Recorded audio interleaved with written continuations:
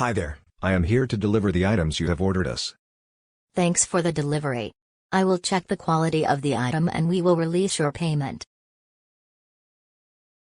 Hi sir, the item delivered by ABC Limited is poor quality. We cannot release the payment. Fine. We usually get the same item. He is our regular supplier. You can release the payment now. That's my order. Okay sir. I will make the payment. Thanks for the payment. As discussed, I will send your share to your bank account. Okay. It's a pleasure doing business with you. Hi VJ, I have something to tell you. Yes. Tell me, what is it?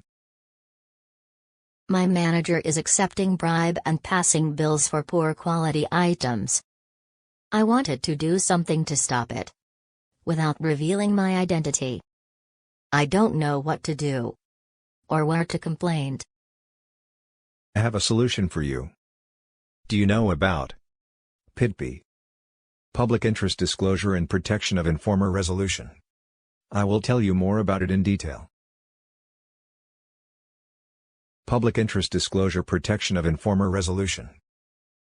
In PIDPI, any person can make complaint against corruption in central government offices without any fear. In PIDPI, identity of a complainant is kept confidential.